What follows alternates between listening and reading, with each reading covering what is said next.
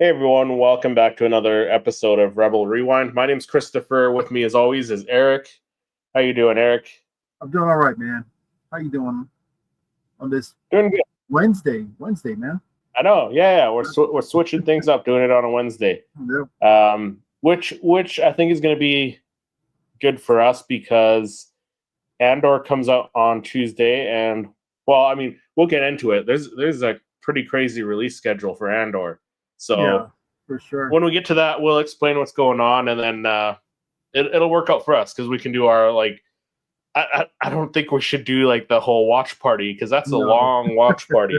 Oh my God. So Imagine. yeah, could you imagine? Yeah. So we'll probably do like a recap episode following Yeah, the Andor release. So yeah, yeah, we'll for get sure. into that, and then I think the biggest news is Kathleen Kennedy is leaving Lucasfilm. So we'll jump into that and kind of discuss who we think should be her successor, who we think should replace her at Lucasfilm.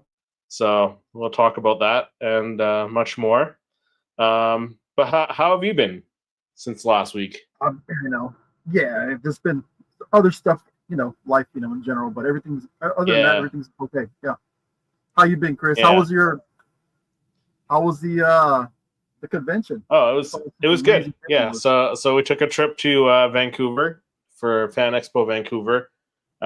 Did the photo op with Hayden Christensen. So if you guys want to see that, subscribe to the channel. You guys Yes. will see that on the channel. I'll show the photo op for that. I did the photo op for Hayden and Christopher Lloyd, and then I got autographs from Andy Serkis and Kymir, Manny Jacinto. So Amazing. that was fun. Yeah. And then, among Well, other stuff, I picked up a bunch of stuff at Fan Expo as well. So, it's always something cool to find at this convention. Yeah. oh yes. My thing Which is one? the art. I love all the Yeah. art, all the different artists and stuff. Mm-hmm. Yeah. Yeah, you So find I some picked. amazing art pieces, at these conventions. Yeah. I picked up quite a bit. So if you guys want to see what I picked up and all that stuff, check out the channel. That video will be coming out pretty soon here.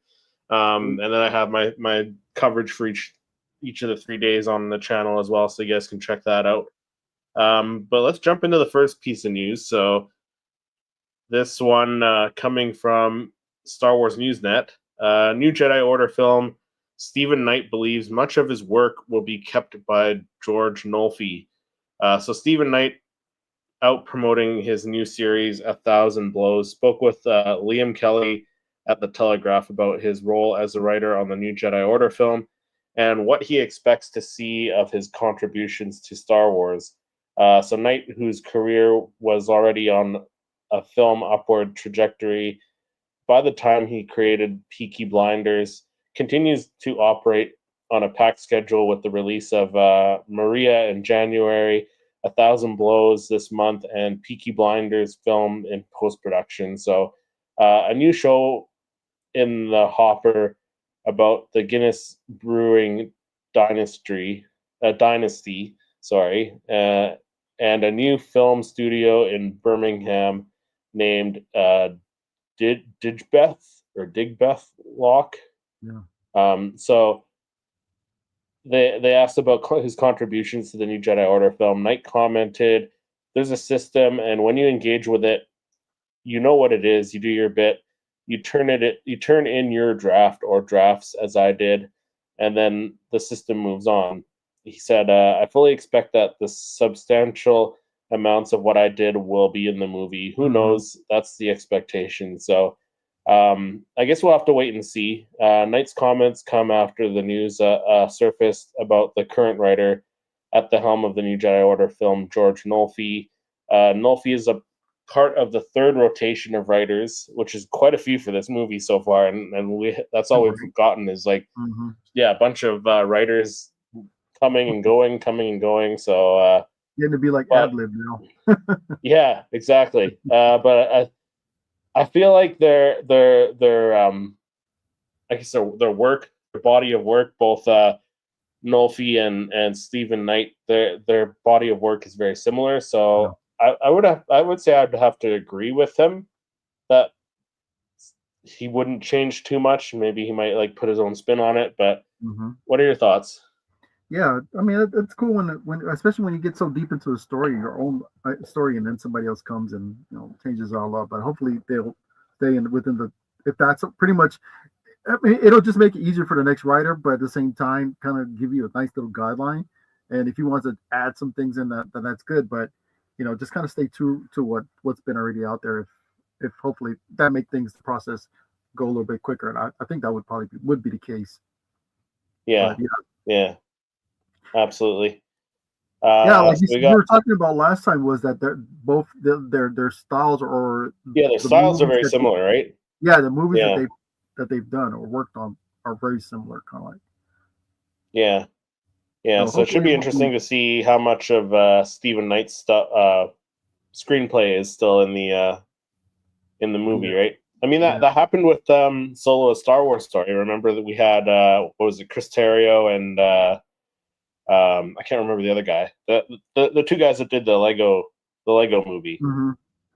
and they worked on the Solo movie. They got I think they got let go from that, and then Ron Howard came and finished it up. But I'm pretty sure there's parts of their original draft that ended up being in the Mm-hmm. movie, right? Like some of the I'm sure some of the more comedic parts are probably left in from yeah, there we go. Phil Lord and Yeah. Chris Miller. That's what it was. That's right. Phil Lord and Chris Miller. That's who it was. Yes, they're like because a lot of the comedic pieces I'm sure are still from their original work, and then Ron Howard probably just came in and finished Mm-hmm. it and did some of the more dramatic stuff. Yeah, so it should be interesting to see. Yeah, Let's they have a similar vision, and it works out well. yeah, And instead of something like it feels like it's going one way, and then totally change up and do something else. You yeah, can obviously where the other director or a writer came in and put his, but all good if they can work together or work within what those already been established and cool. right, yeah, absolutely. So yeah, we got let's say hello to some people in the chat here. Star Wars Order says great thumbnail. Thank you. Appreciate it. Picasso says didn't see that coming. I dig the name. Where's everyone at? Yeah, so do I. Where's everyone at? And Travis Mitchell with a $4.99 super chat. So awesome. let's That's awesome, man. Yeah, I got this one here for you, Travis. Super chat received. Thank you very much for your support. Awesome, like that. Very cool. Appreciate it, Travis. Yeah, there's a lot to do with Rey. She's a child who was mentally stunted by her parents leaving, so has to be an adult without any of the milestones of one.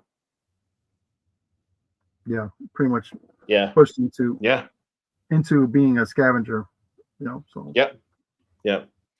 So yeah, we'll just have to wait and see when the new Jedi Order comes out. I mean, from what we're hearing, like when we talked about it, I think last week or the week before that, Daisy Ridley is quite involved in it too, and she's liking what she's seeing and hearing so far from the pre-production side of things. So I'm hoping it'll be good. I know a lot of people didn't really like the sequel trilogy, but like Rey as a character and Daisy Ridley as an actress, she's a good actress. Like I've seen her in other stuff, and with the right script, I think she can do really well.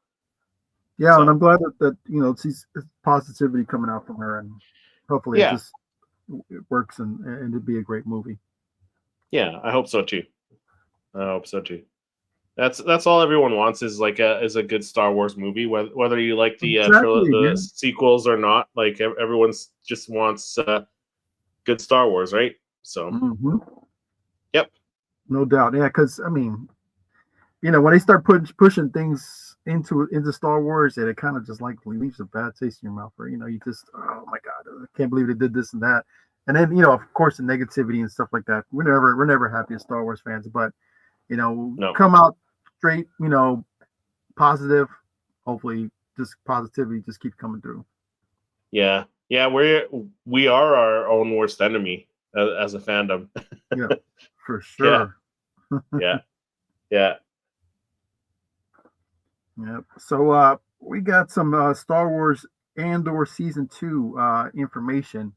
So Yes. um, Sunday, the new trailer for the second and final season of Andor released online, along with a trailer and poster. We've got exciting news that Andor season 2 will release 3 episodes a week starting April 22nd.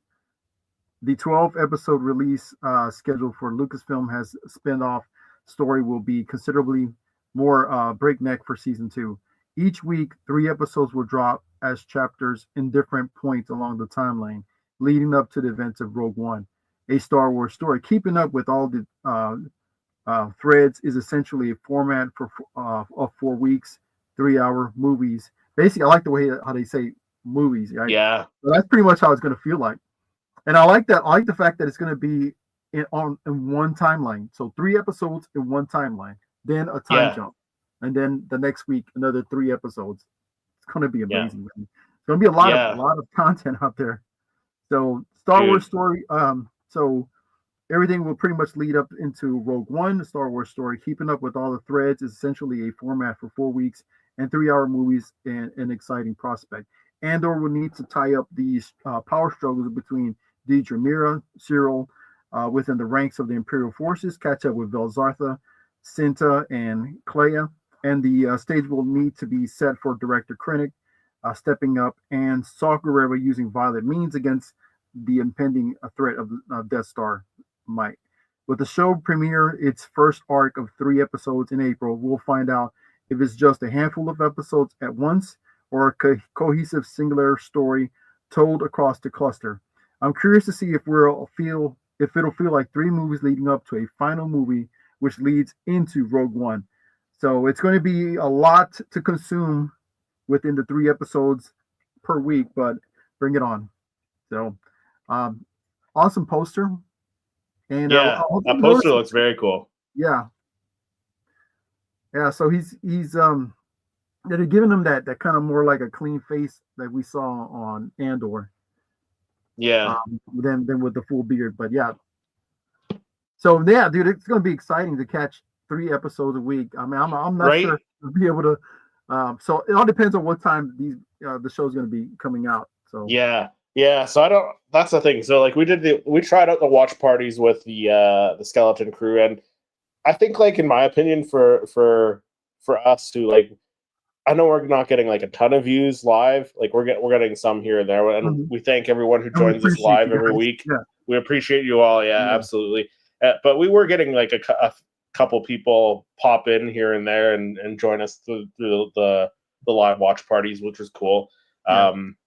But yeah, no, this time I don't think we're gonna do it because like that's gonna be like you got to think these are gonna be like at least 30 to 45-minute episodes, right? So yeah, I don't think we're gonna do the watch parties, but we'll do the recap on the following day, so the Wednesday's workout. So that's part of the reason why we decided to switch here, and then also just to leave room during the other weeks for other content that we want to do on our own channels as well. So, but either way, like because we're doing like 3 episode arcs, and each 3 episodes is directed by like one director. So episodes 1 to 3 was a director and a different writer. The next 3 were like a different director and a different writer. So it is like Eric said, like we're getting a movie each week, and between each 3 episodes is jumping ahead a year. So like we're spanning like 4 years over these 12 episodes, and then it's going to end like moments before the events of Rogue One. So it's going to be exciting. It's going to be pretty exciting. It's going to be short, like because like 4 weeks. We're used to getting like at least 7 weeks out of a series. So it's gonna feel like it's done quick. But man, we're getting, like you said, we're getting a movie a week. Yep. Yeah, it won't be overload, but still, it's going to be right at the cusp of being overload because it's a lot of. Yeah. But it's good because like we won't have to be like, okay, well, what's going to happen? Like, what's happening next? We get the full arc, and then we jump to the next arc. We jump to like the next year later. So I like this format for this. I don't think it would work as well for other series. Like I don't think it would work as well for Skeleton Crew and stuff like that. But like for this thing where it's laid out like a year. Here's 3 episodes. That's 1 year. Here's the next 3. That's another year. I think it'll work out for that. So I'm excited. Caught us by surprise, man. This was yeah. What did you think of the trailer, by the way? Because like I thought the trailer was awesome. I think it was cool too, man. I like that. I like that kind of like, I don't know, like it wasn't like a 60s because the music wasn't like, but it kind of felt like so it, you know. It had the feel of that, like 60s rebellion kind of like. Yeah, cool. But I like that. Like I like that Star Wars is kind of putting these popular songs, like or taking these songs with lyrics and putting them in their trailers now, because trailers, like Marvel's been doing it.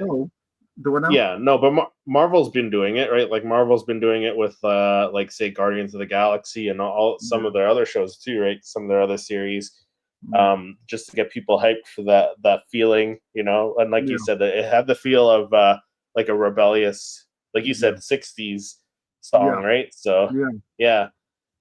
So I mean, that's cool. I like it. I mean, it kind of hyped. I was watching it. I was like kind of hyping me up for it. So. Yeah. I know the music was during the show, but I don't think they're going to. It works. Yeah, for the trailer it works. Just like how they used that the song, what was it, Major Tom and Cheese for the Skeleton Crew, right? Yep. Yeah, but I think from what I've read online and what I've heard online, that was the biggest gripe with the trailer, was them putting music in that wasn't like instrumental music. Which come on, I like it. I like how they did that with the last 2 series, right? So no, I get it. It's more bringing out, like, it's more like modernizing it, but at the same time, but at the same time, it's not part of the actual show. So it's not part of the actual show. Yeah, I'm cool with it. Yeah, I'm cool with it too. Travis says, I'm hoping we get an episode with Galen and Bodhi Rook, the cargo pilot, seeing them meet on Edu. Yeah, leading to Rook defecting with the message for Saw. That would be great. Yeah. Like, because we're getting all these returning characters that were in the first season of Andor. So you're getting like Bix Colleen, you're getting Luthen, you're getting Luthen's assistant. I can't remember her name, Claire or something like that. You're getting like Velsartha, the other girl, the East Indian girl that was working with Vel there. So you get Cyril Karn, you're getting Deidre, but then we're also getting characters from Rogue One. So like we're getting Saw, we're getting Saw Gerrera, we're getting Director Krennic. So seeing Galen Erso and Bodhi Rook at some point, maybe in the last arc, would make a lot of sense, right? I hope we get some like little tiny, like I don't know, little tiny like introductions to like Wheat Teeth and Two Tubes and some of these characters, kind of like where they find them and stuff like that. I know it's like it doesn't really, but you know, it would be kind of cool. We see them like drumming up, you know, or looking for, you know, for resistance, you know. So that'd be absolutely awesome. And the whole trailer, like, it looked action packed, like from start to finish. So I'm pumped. I'm excited for it. Yeah, definitely. Yeah, there you go. Maybe an Iron Giant like epilogue set after episode 4, where we find out K2SO's memory was backed up and put into a new droid like C-3PO in Rise of Skywalker. That'd be cool. I think B2MO has. I think that's the original. You think that's the original K2SO? Yeah. It's possible. We'll have to wait and see. But that's another thing. We're getting K2SO again too. Like, I think they use his memory. The return of Alan Tudyk. It's possible. Yeah, it's possible. We'll have to wait and see. Hints. There's like little hints on season 1. It's like it made me think of K2SO while, you know, B2MO was talking. I was like, dude, it sounds a lot like him. Or the way he thinks or the way he talks and kind of reminded me so much. So who knows? Yeah, but we'll wait and see. Yeah.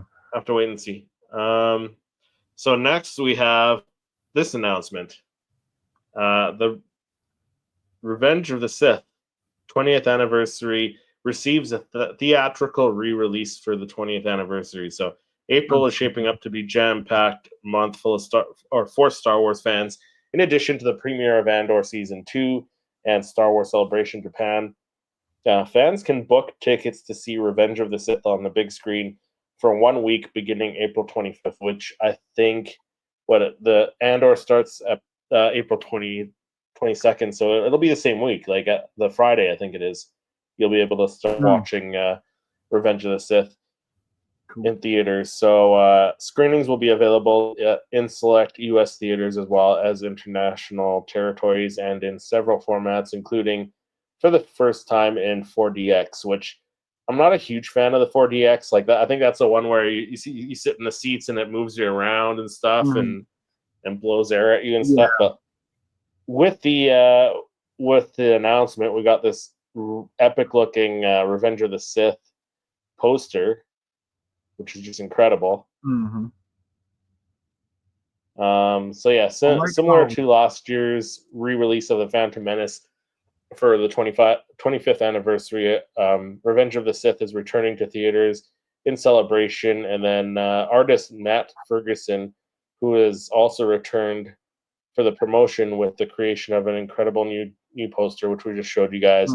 Like the original poster, this version also features Vader's helmet as the focus point, but shifts the whole tone of the piece to much more Sith overall. And yeah, I gotta say, I want this poster. Yeah, you know, it'd be cool if I get that, if like the popcorn tin. Yes, because there's supposed to be a popcorn tin. That's right. Yeah.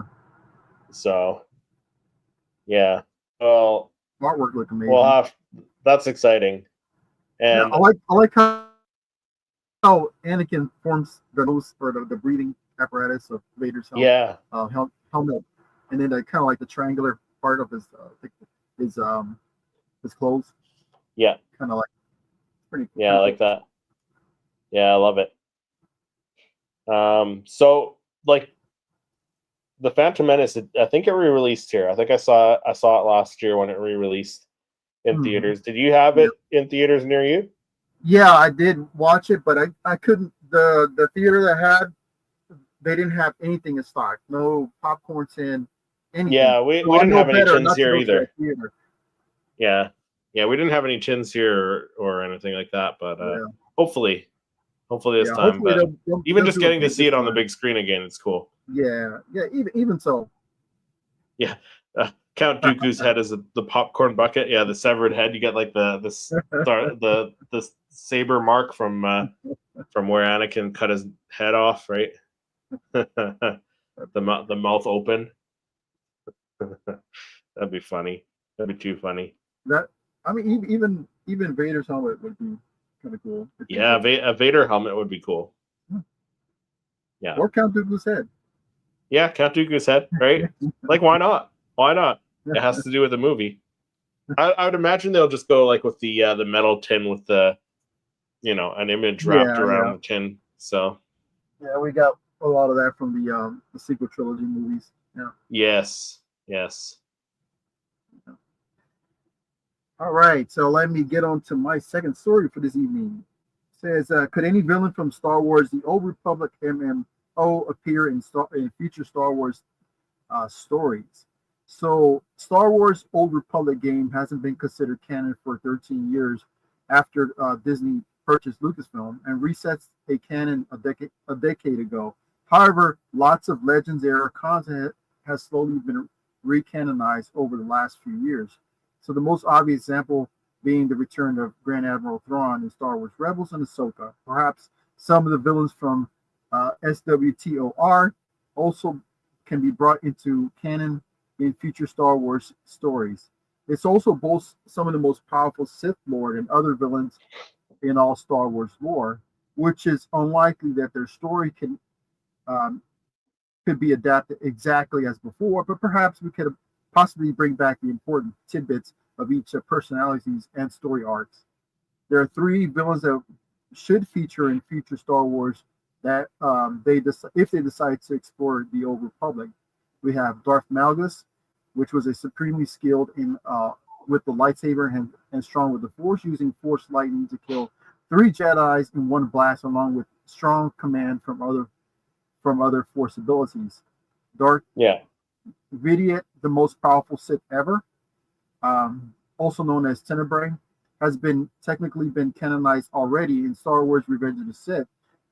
Palpatine's chamber features a Sith depicting a relief depicting a Sith emperor from the Great Sith War, which Wikipedia also believes is Tenebrae. So Darth Tanaton is not featured in any of the Republic CGI trailers, but it's still one of the game's most impressive villains, regardless. There are countless more, and like the list would be too heavy or too big, to go into more details about some of these other characters they could bring in. But hopefully, it says here the story will get a canon story involving some of these characters. So I think Darth Malgus is like one of the biggest, like. Yeah, absolutely. That's the most famous one from the Old Republic, right? So if they were to bring back maybe a version of that we see, Dave Filoni doing a lot of this, kind of bringing back. Yeah, he does, because like even with Shin Hati, like you could see characteristics of Mara Jade, like the Mara Jade character in her a little bit, and some people compared her to being like the Mara Jade character, then Ezra being like the Luke Skywalker character, and if they were to like maybe they're leading up to something where the two of them kind of become a couple at some point. Yeah, right? Because that would be a hell of a story. Yeah, so yeah, we'll have to wait and see though, for sure. I think that would be awesome if we did get Malgus in some form, fashion. That would be cool.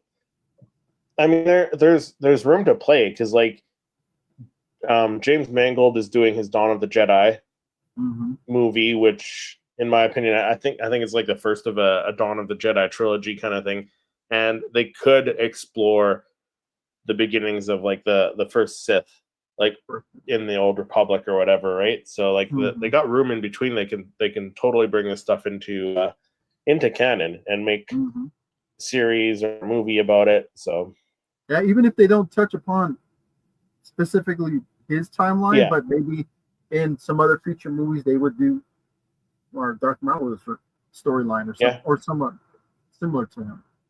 Yeah. Travis says a lot of ancient Sith, like Momin and Exim Panchard, hopefully I'm not butchering the names, have remained alive using their helmets to possess people in canon. Yeah, I've heard of that. So that's cool. They could do something like that, right? There was also looks like a theory about what was his name? God. Anyways, I'm just gonna steer you guys off. But yeah, there's my mind is not right now. But yeah, I mean, there's theories of the possession of the helmet in another character, and I forgot which character it was, so I'm just gonna. Yeah. Yeah, I mean, it would be cool. It would be cool to see.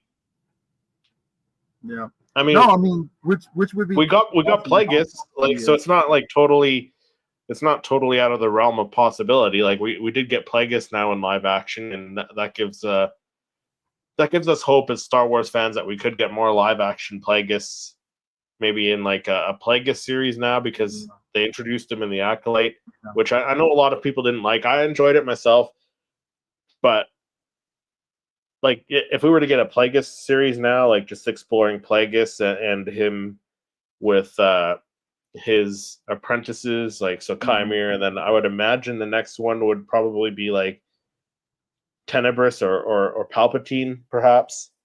So I know they kind of yeah, love the timeline, but if they can try to correct it in some way, yeah, that right. I think that'd be cool to see if we can get him back on screen. Actually, get a good view of him because being in the shadows was just kind of it was cool to see him, but like to see like Yeah. his whole self.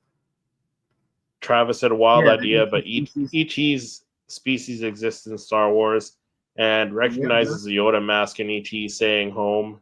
ET can also heal it and bonds with Elliot exactly like a Force dyad. There we go. That's a neat yeah. take on that. I mean, Yeah, he I is like that. basically in the Star Wars universe. Yeah, basically. Yeah, Yeah, yeah. That's a nice take on that. I like that, Travis. I like that a lot. So now jumping into like I said, what could be the biggest news of the week here, which is Kathleen Kennedy leaving Star Wars, leaving Lucasfilm, exiting Mhm. from Lucasfilm. The So hot news. Kathleen Kennedy is to exit as Lucasfilm president at the end of the year. So a late night shocker from Matt Baloney's Puck newsletter. Kathleen Kennedy will step down as president of Lucasfilm by the end of the year after more than 10 years at the top of the company, which I didn't even realize it was that long. But I mean, I guess it is because, like, what Hmm. Force Awakens came out in 2015, and Yeah. she started before that, right? So, um, according to the report, Kennedy had planned to step down by the end of 2024 when her contract was also up, and she even set up an exit interview with a reporter, but eventually decided to stay on for one more year.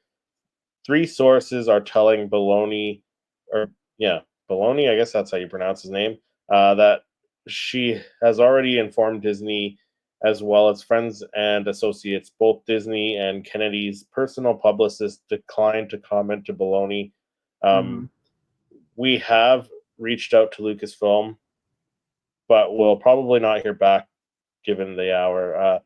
There's no there is no information on succession as of yet. The official confirmation will probably wait, but the Hollywood Reporter, or sorry, the Hollywood Trades might pick it up in the coming hours. Kennedy assumed the role of head of the company after George Lucas decided to sell to the Walt Disney Company on October 30th, 2012. So that's when she had started overseeing the entire machinery since then, including 6 theatrical films, 5 Star Wars movies, and a 5th and final Indiana Jones adventure, as well as the release of many live-action series on Disney Plus, and the production of several others that will be coming out soon. So Kennedy's 10 years at Lucasfilm were marked by collaboration with several filmmakers, from the bringing on J.J. Abrams to make the $2 billion grosser Force Awakens, which saw the return of the main cast from the original films, to Ryan Johnson to make the divisive The Last Jedi. She also brought Tony Gilroy to the Rogue One set to help the team course correct the course of the film, and eventually partnered with him to make Andor for Disney Plus. She also hired Jon Favreau and paired him up with Dave Filoni to make The Mandalorian and set up the entire hub of live action shows in the New Republic era. However, there have also been some major setbacks, including the creative overhaul of Solo mere weeks away from completing principal Hmm. photography, which is what we just mentioned a little while ago with Ron Howard stepping in Yeah. for Lord and Miller there, or the announcement of around a dozen film projects that were ultimately scrapped or reworked significantly because of creative differences between studio and filmmakers. In November 2024, it was reported that Kathleen Kennedy had brought filmmakers Simon Kinberg to write and produce a new trilogy of theatrical films that would push the narrative of the franchise into the future. No details have been revealed, but reports seem to indicate that they will take place in the era of Rise of Skywalker. Kennedy will still be producing those movies in addition to every other Lucasfilm project that is currently in the works. Kinberg's movies join a full slate of films also in development, as well as the forthcoming Mandalorian and Grogu movie, which is currently in post-production and will be ready for release on May 22nd of 2026. Sean Levy's movie is also reportedly set to go in front of the camera later this year and is currently circling Ryan Gosling to star. James Mangold is co-writing and directing the new movie set 25,000 years before The Phantom Menace. And then Dave Filoni is directing a film that will culminate all the storylines so far in the New Republic era. And then the Charmin Obaid-Chinoy will direct Daisy Ridley's return as Rey in a new film that was originally announced to take place 15 years after Palpatine's final defeat. So, like, she's still got a lot of stuff that's happening, even though she's leaving. That's going to be her, like, it's under her helm. So, what are your thoughts on this? Like, what are your thoughts on her? Are you happy that she's leaving? I kind of want to hear your take on this first. Okay, fair enough.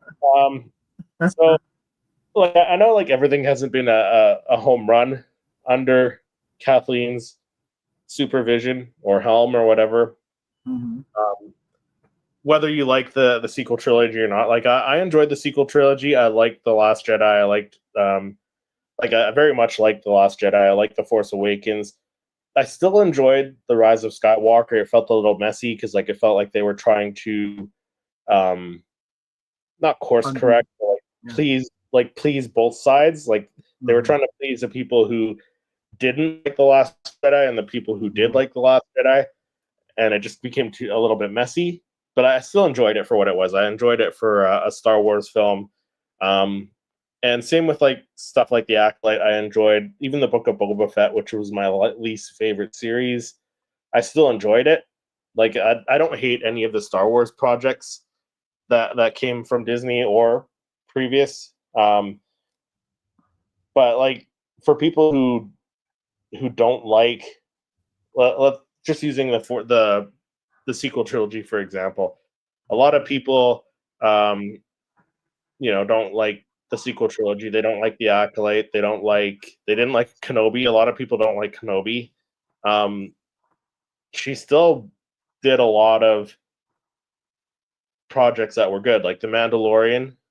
That was a home run. Rogue One, that was a home run. Tales of the Jedi, that was a home run. Disney, people also forget that Disney, after Disney acquired it, we got Star Wars Rebels, right? People forget that too. Yeah, it's under. It's under Disney. It would be under her. Yeah, and the 7th season of Clone Wars, so that's under her as well. So, like, even for, like, people who didn't like a lot of the Disney stuff, we still got a lot of good stuff from her as well. Yeah. Right? So, plus, like, yeah, you might not like the sequel trilogy, but as far as numbers go, they weren't failures at the box office. No, they like what did the article say? Like, even The Force Awakens was what, like 2 billion? Yeah, 2 billion gross. And I think the other two movies did quite well as well. So, even if you don't like her, like, they did well, right? So, yeah. Travis said it's insane how much Kathleen did and how many generations of cinema she's responsible for. Yeah, absolutely. That's what I was kind of going towards that also. Yeah, so she produced a lot of stuff. Of stuff that, in my childhood I love, like E.T. Yeah, she's all the Indiana Jones movies. Producer. Yeah. Jurassic Park, she was a producer. Yes. Jurassic Park, Artificial Intelligence, that movie in 2001, that was a groundbreaking movie. Just so many. We had Rogue One. I mean, Rogue One was just epic. Yeah. But at the same time, I want to kind of go over this. So she's been on the ground floor for a lot of really important movies and amazing movies. Also amazing Star Wars series where she got under her belt, like The Mandalorian. She was produced under her. Yeah. And I guess also Star Wars Rebels, but I guess not as a Yeah, producer. but we're also Skeleton Crew, like Skeleton Crew. I think that was liked by pretty much everyone, as far as I know. So I'm gonna have to put a butt in here. Okay. But I think it's time for her, to leave, man. To be honest, and we need to bring somebody else who can breathe some new hope into Star Wars. But because if you notice, like Acolyte, what did we? I mean, we didn't get much good feelings for Acolyte. It was a good watch. Some of it was good, in my opinion. Some of it was good. Some of it wasn't bad. It wasn't good. But overall, it was not a really good feeling that we got from the Jedi's. And just to kind of like not like before, as you know, kids growing up, everybody wanted to be Jedi. But in this series, it wasn't. You didn't get that feeling. You know, we kind of felt like the and that was what they were going for. But that was what they were going for. Yeah, they bring in this. She's Kathleen Kennedy's bringing this kind of like more less than what we got as kids growing up watching the original trilogies, sequel trilogies. I mean the prequels. What we're getting now, it's not that same feeling we got as kids growing up. Jedi, we're having a different point of view of how the Jedi's are because of some of the stuff, the aspect that she's been bringing into Star Wars. Okay, so we need somebody, in my opinion, to breathe new light into Star Wars, into Star Wars. So because Star Wars has been feeling like it's been on the decline since the sequel trilogies. So how? So she being the guide of where the Star Wars is supposedly heading to, right? Yeah. She's the beacon. She's the one pretty much directing where it's going to go as president of Star Wars. We got Luke Skywalker. We got in the sequel trilogy, not the Luke Skywalker we grew up watching. What happened to him? It's like this somberness to what she's bringing into this as the Jedi, which is supposed to be the beacon for the galaxy, beacon for us as wanting our heroes, right? We're not getting that.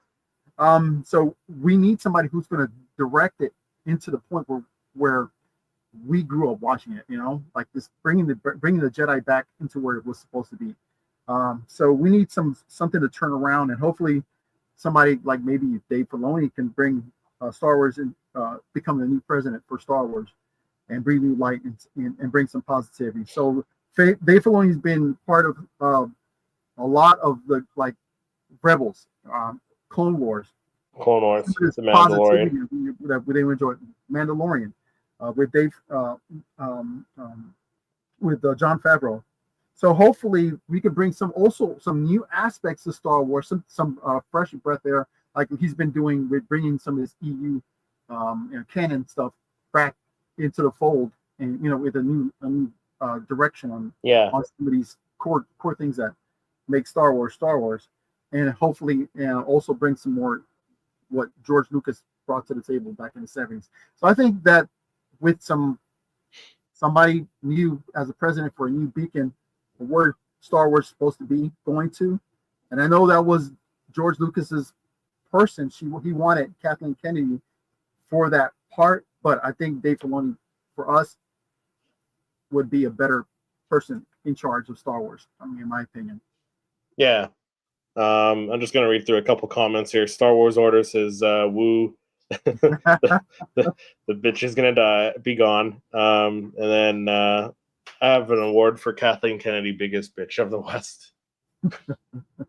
So I mean, and that's fine. And that's fine. If you didn't like her and you didn't enjoy the stuff that she helmed during her tenure as Lucasfilm president, that's fine. Absolutely, she's done some amazing stuff, but it's just that negativity and all these stuff, that baggage, man. Yeah, that's what we don't need. That we need something's going to unite the fans. Yeah. See, I'm kind of opposite of that. So like, I didn't find the Acolyte was like you mentioned, brought stuff that like a different side to the Jedi, which is what they set out to do. They set out to show like the Sith as like the protagonists. Yeah. So like the Jedi would be the bad guys to the bad guys, like is to quote Leslie Headland. And they did do that. They made the Jedi not. I guess they did make them look like we haven't seen them before, like as flawed. Like they're not perfect, which that's something I guess you have to not get used to, but like if you believe the Jedi are perfect, then that's hard for you to see. But I found it similar to like watching what's that superhero movie? The what is it? With not well, I guess even The Boys. The series The Boys. We'll use that one. I can't think of the other one that I was thinking of, but the series The Boys. It shows people, superheroes, who are supposed to be, oh yeah, perfect. They're supposed to uphold the law. They're doing things wrong. They got problems of their own. I liked seeing a different side of the Jedi where they weren't perfect. Like they're still good. Like they were still good in the series, but they weren't perfect. Like they hid stuff. They had their own secrets, and I'm okay seeing that. And I get that some people aren't okay seeing that. So I do understand it from the other side. And then like with The Last Jedi, like I enjoyed seeing that Luke Skywalker. I think being the time period that it was in, I think it suited him after all he went through, like losing his nephew to the dark side, to the seduction of Snoke and stuff like that, and his temple, his students that he helped train, and his temple being burnt to dust, like burned down, right, and turned to dust, so to speak. Like he lost everything. So like if I were in that position, I would feel like a failure too. So which I get. Like it's hard to see your hero from Return of the Jedi, which was many years before that, but like we're getting to see Luke Skywalker and stuff like The Mandalorian and Book of Boba Fett, where they brought him in as in some scenes in those. We're seeing that Luke Skywalker that we wanted to see post Return of the Jedi. So I think the timeline makes sense, and I think we could see Luke Skywalker possibly in the Dave Filoni movie show up, because like you would think he's going to show up and help fight Thrawn. So we might get more of that Luke Skywalker that a lot of fans wanted to see. But you made a good point. Like you made a point about that. It's not Star Wars that we saw as a child, and I think and that's. I'm not talking about. Yeah, go ahead. Sorry, go ahead. I'm not talking about like fan service. Just give us what we want. But I mean, we got to see Luke Skywalker, as we did on The Mandalorian. Dude, that was mind blowing. We were giddy. This is our Luke Skywalker. This is what we wanted to see from him. And that's it's not like fan service, but at the same time, it's like we want that positivity back into Star Wars.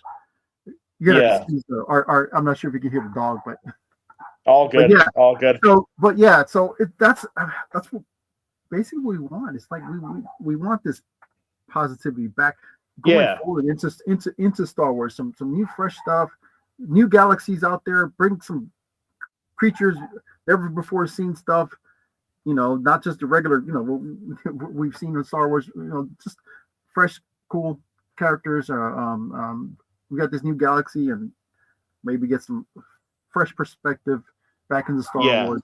I feel like that's kind of what they tried to do with the sequel trilogy, whether you like it, whether you liked it or you didn't like it. Like that is what they did with the sequel trilogy. They brought in new ideas, they brought in new characters. Because like, how long could you have the characters of Luke Skywalker, Princess Leia, and Han Solo continue until like what they're like sold?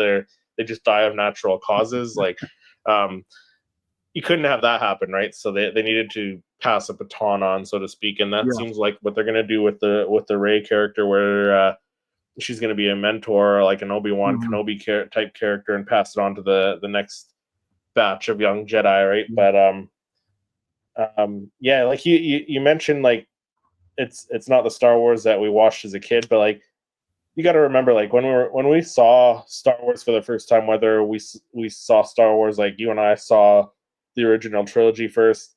A lot of fans grew up with the prequels and they didn't see the original trilogy, and now a lot of fans are seeing the sequels first, and that's their Star Wars. So like we got to remember that Star Wars, and George Lucas said this too, like and quite a few times, that Star Wars is for kids, but I think people forget that as you grow up, you're expecting to see that same feeling of nostalgia with the newer films, and it's they're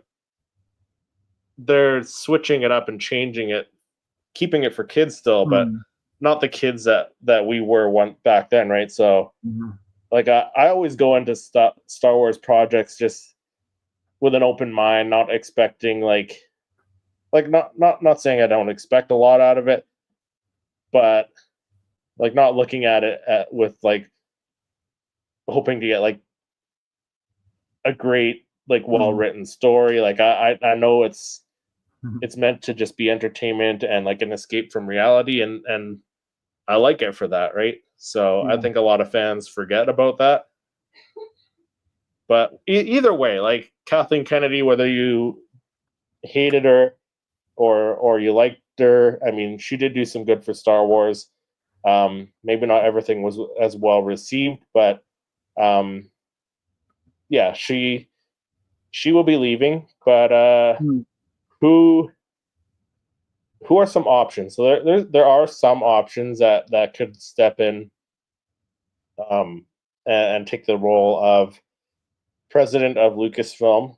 The two obvious choices would be either Dave Filoni, as you mentioned, which I'm totally on board with that one. Yep. He's already in a higher up role now with the being the chief creative officer, or Jon Favreau, who is also like a pretty high up. I don't know what his current role is at Lucasfilm. Do you know what his current role is? I don't. Have no idea. He's like an executive producer, like a higher up executive producer, right? Like he's got his name on all the series and stuff, right? Gotcha. So Jon Favreau would be a good choice, and I can see them going with Jon Favreau as well. But I'm gonna throw out another name. Like, what about Tony Gilroy? Tony Gilroy. Like Tony Gilroy is done Andor, right? He did Rogue One, which both were well received. He knows Star Wars, so I think would be. He shouldn't have anything currently going on, so like they could ask him to step in, right? But like, what other options? And let us know in the chat too, like, because there are other options, because we have seen, like, say for example with DC, we saw James Gunn come from Marvel to be the, what is his role over at DC, where he's like, it's his DC universe, right? He's like the Kevin Feige over there, right? Yeah, so I guess. And at one point, I think there was a rumor that Kevin Feige was going to leave Marvel and come step into the Star Wars role over here, but I doubt that's going to happen. He's pretty comfortable over at Marvel, but like, that's not to say they might not hire somebody from another, like an executive from another company.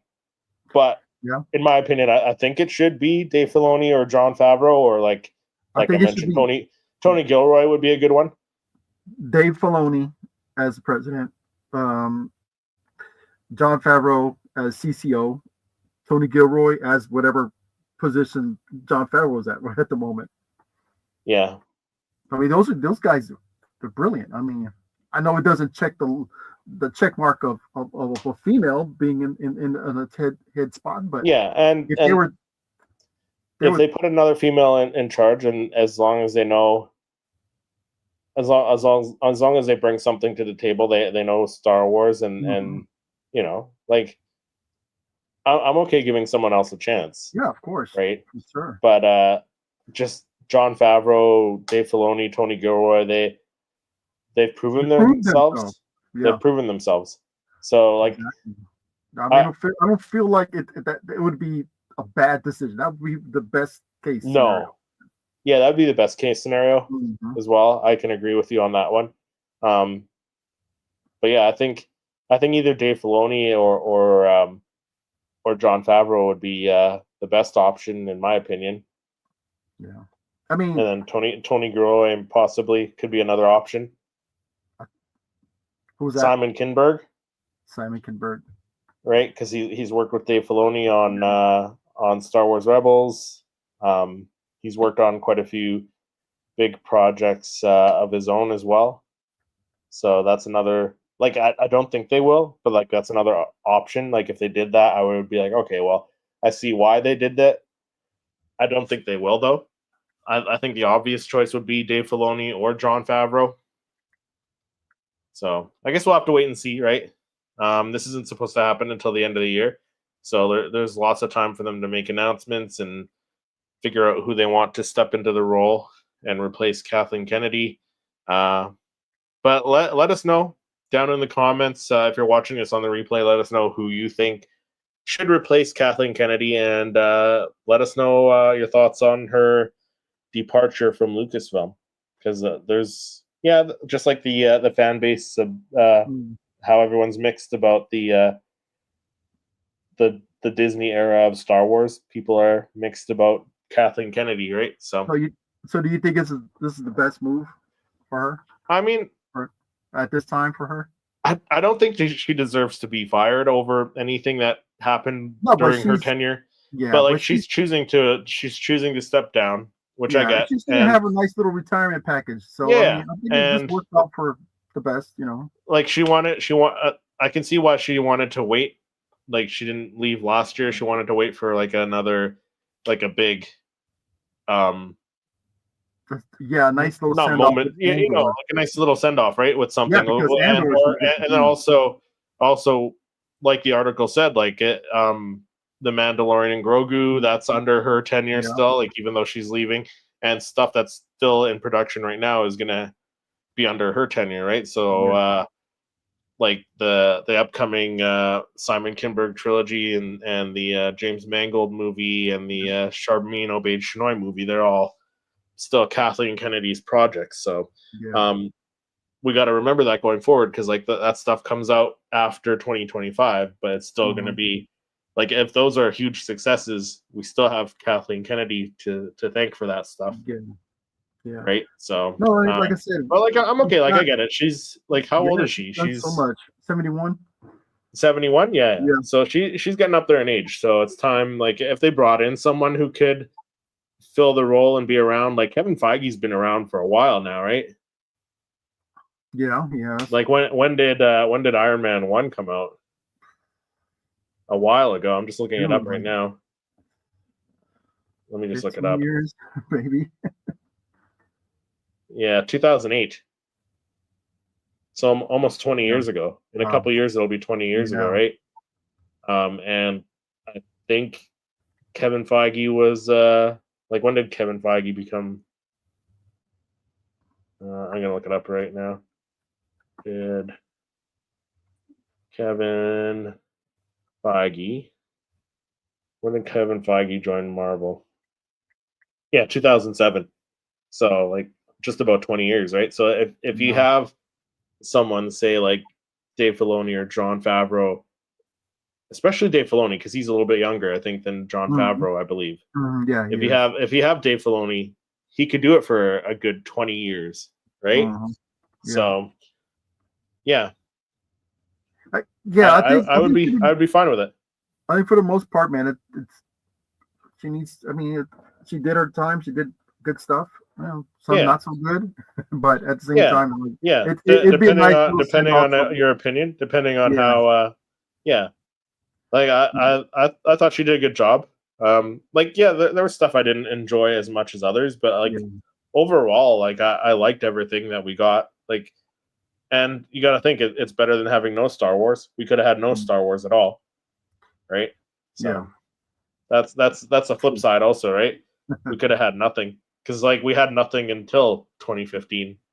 Yeah. So, but yeah, let us know in the comments what your thoughts are on this news and any of the other articles we covered, and let us know who you think should replace her. But I think that does it for this episode of Rebel Rewind. We will see you guys later next week.